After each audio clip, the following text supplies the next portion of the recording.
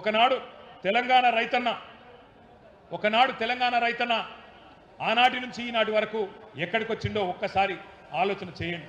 ఒకనాడు అన్నమో రామచంద్ర అని అంబలి కేంద్రాల కాడ దీనంగా నిలబడ్డ తెలంగాణ రైతన్న ఇవాళ మొత్తం దేశానికే బువ్వబెట్టే స్థాయికి వచ్చిండు అంటే దానికి కారణం కేసీఆర్ గారు కాదా? కేసీఆర్ గారి 10 ఏళ్ల పరిపాలన కాదా? మీరు ఆలోచించమని చెప్పి నేను కోరుతా ఉన్నా. ఒకనాడు తన గుమ్మిలో ధాన్యం లేక గుబులు పడ్డ రైతన్న ఇవాళ దేశం మొత్తానికే పంజాబ్ను హర్యానాను తలదన్ని వడ్లు వడించి నెంబర్ 1 స్థానంలో నిలబెట్టిన ఇప్పుడున్న యూత్కి, ఇప్పుడున్న జెన్జీకి తెలియదు. కానీ మన పాతకాలం రైతన్నలకు, మన పాతకాలం రాజన్నలకు, మల్లన్నలకు, మా గోపాలన్నకు తెలుసు. ఆ రోజుల్లో కాంగ్రెస్ ఉన్నప్పుడు ఎంత ఘోరంగా ఉండే పరిస్థితి. ఏ ఊర్లో చూసినా ఏముండే? నెర్రలు వారిన నేలలు, ఎండిపోయిన పొలాలు, కరెంటు కోతలు, పేలుతున్న ట్రాన్స్ఫారంలు, దొంగరాత్రి కరెంటులు, పాము కాట్లు, పురుగుల మందు దాగి సచ్చే సావులు, కరువులు, కన్నీళ్లు, ఆకలి కేకలు. అట్లాంటి తెలంగాణలో ఇంత గొప్ప చమత్కారం ఎట్లా జరిగింది ఎన్నడన్నా ఆలోచన చేసినరా? అవే భూములు, అవే రైతులు, అవే వానలు. కానీ ఎట్లా జరిగింది మరి అద్భుతం? ఎట్లా జరిగింది అంటే ఆగమైన తెలంగాణను బాగు చేయాలి అని మీరు ఆదేశిస్తే పెద్దలు కేసీఆర్ గారి నాయకత్వంలో మేమందరం కూడా 10 ఏళ్ళు ప్రాణం పెట్టి పనిచేసినాం, రైతుల కోసం పనిచేసినాం. దుక్కి దున్నటోని దుఃఖం తీర్చాలి, కష్టాలు కడతీర్చాలని చెప్పి రక్తాన్ని రంగరించి మెదళ్లను కరిగించి అద్భుతమైన పనులకు, అద్భుతమైన పథకాలకు శ్రీకారం చుట్టిండు కేసీఆర్ గారు. ఒక బక్క రైతు కోసం బక్క పల్సని కేసీఆర్ గారి ఉక్కు సంకల్పంతో మనం పనిచేస్తే ఈ విప్లవం వచ్చింది. కేసీఆర్ గారు స్వయంగా రైతు, ఒక రైతు బిడ్డ, మీ కష్టం తెలిసినోడు కాబట్టే ఆయన పని చేస్తే ఎక్కడి నుంచి ఎక్కడికి వచ్చినామో ఒక్కసారి మీరు ఆలోచించమని కోరుతున్నాం. నేను ఈ వరంగల్ వేదికగా కాంగ్రెస్ బీజేపీ నాయకులకు ఒక సవాల్ చేస్తా ఉన్నా. 79 ఏళ్ల స్వతంత్ర భారతదేశ చరిత్రలో కేసీఆర్ గారి కంటే రైతులకు ఎక్కువ చేసిన ముఖ్యమంత్రిని ఒక్కని చూపెట్టినా ఏ సవాల్ కంటే ఆ సవాల్కి నేను సిద్ధమనే మాట ఈ సందర్భంగా విజ్ఞప్తి చేస్తా ఉన్నా. ఇవాళ నాకు ఒకటి గుర్తొస్తున్నది. ఆ మధ్యన రేవంత్ రెడ్డి ఒకరోజు సవాల్ చేసిండు. మేమేందో మీరేందో రైతులకు ఎవరేం చేసినామో తెలుసుకుందాం రా అని నన్ను సవాల్ చేస్తే హైదరాబాద్లో ప్రెస్ క్లబ్కు పోతే ముఖం సాటేసిండు, పారిపోయిండు. సవాల్ చేసిన సన్నాసి జడుచుకున్నాడు, జారుకున్నాడు. ఆయన పరిస్థితి ఏంటంటే రేవంత్ రెడ్డి గారికి కూడా తెలుసు, మళ్ళా గెలవడం తెలుసు. కాంగ్రెస్ను 100 ఏళ్ళు మళ్ళీ ఇక్కడ మళ్ళొక్కసారి మొలకెత్తనీయడు తెలంగాణ రైతన్న అనే మాట కూడా రేవంత్ రెడ్డికి తెలుసు. అందుకే నేను గుర్తు చేస్తా ఉన్నా మీకు, కేసీఆర్ గారి నాయకత్వంలో ఈ రాష్ట్రంలో ఒక విప్లవాన్ని సృష్టించినాం.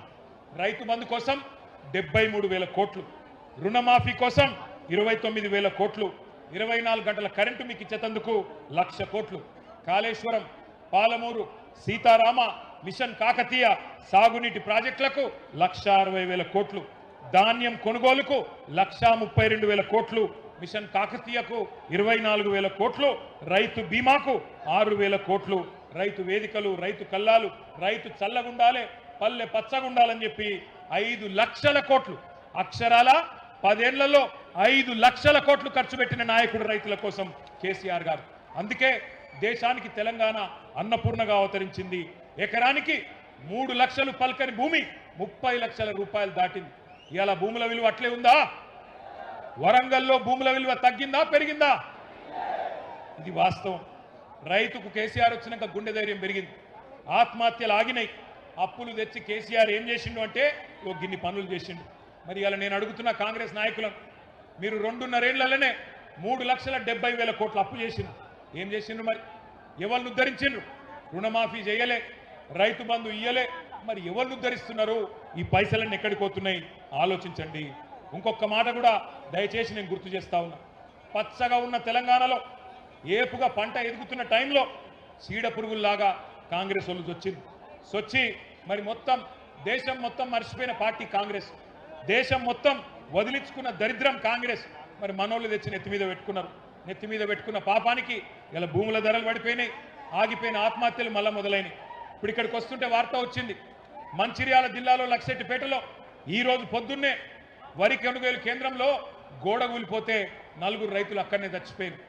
రంగారెడ్డి జిల్లాలో గౌరయ్య అనే రైతు వడదెబ్బ దాకి సెంటర్లనే అక్కడనే చచ్చిపోయాడు. మన మహబాద్ జిల్లాలో డోర్నకల్లులో ఎంకన్న అనే ఒక రైతు ఆడ వర్షం వస్తుందేమో అని చెప్పి ఆగమాగం అటు ఇటు ఉరుకుతుంటే వర్షము పిడుగులు పడి అదే సెంటర్లో అక్కడనే కుప్పగులు చచ్చిపోయే పరిస్థితి వచ్చింది. ఇవాళ వాస్తవం ఏంటంటే ఎరువులు ఇచ్చే తెలివి లేదు. ఒక్క యూరియా బస్తా కోసం ఆగమాగం చేసిండ్రు రైతన్నలు.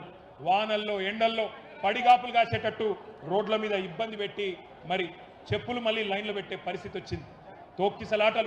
తోపులాటలు ఇవన్నీ మీకు తెలిసిగా నేను చెప్పాల్సిన అవసరం లేదు. నేను మీ అందరినీ ప్రార్థించేది ఒకటే, ఎన్నడూ అనుకోలే మళ్ళా చూస్తామని. వెనుకటి రోజులు మళ్ళా తెస్తాం, మళ్ళీ తీసుకొస్తామంటే ఏదో అనుకున్నాం, కానీ వచ్చినాయి వెనుకటి రోజులు. మళ్ళా పోలీస్ స్టేషన్లల్లా ఫైర్ స్టేషన్లల్లా ఇత్తనాలు వంచే రోజులు, యూరియా బస్తా వంచే రోజులు మరి మళ్ళా వచ్చినాయి. అందుకే మీ అందరినీ నేను పేరు పేరున కోరేది. ఇప్పుడే మా లింగంపల్లి కిషన్ రావు గారు వచ్చి యాద్ చేస్తున్నాడు. యాప్ పెట్టిందట, యాప్ యూరియా అనట షాపులో లేదు కానీ యాప్లో పెడితే వస్తుందట. గోపాలన్న చెప్పి నిన్నారు కదా మీరు. ఎంతమందికి ఉంటుంది స్మార్ట్ ఫోన్, ఎంతమందికి ఉంటుంది యాప్ డౌన్లోడ్ చేసే తెలివి, ఎంతమందికి ఉంటుంది యాప్ను వాడే తెలివి. అందుకే ఈ రైతు సదస్సు వేదికగా ప్రభుత్వాన్ని డిమాండ్ చేస్తున్నాం. వెంటనే యాపుల పేరిట జరుగుతున్న నాటకాలు రద్దు చేసి యథావిధిగా షాపుల్లో వెంటనే యూరియా అందించాలని చెప్పి మీ అందరి చప్పట్ల మధ్యన ఈ ప్రభుత్వాన్ని డిమాండ్ చేస్తూ ఉన్నాం.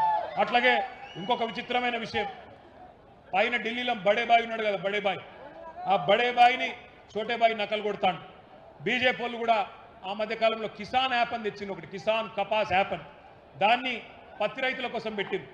అందులో నేను ఆదిలాబాద్ పోయినా ఒకరోజు, ఆదిలాబాదు ముదోలు ఆ ప్రాంతంలో పోతుంటే మనం బయలుదేరినాక భయపడి అప్పటిదాకా ఉన్న సీలింగ్ను 7 క్వింటాలు సీలింగ్ పెట్టిండ్రు అందులో పత్తి రైతులకు.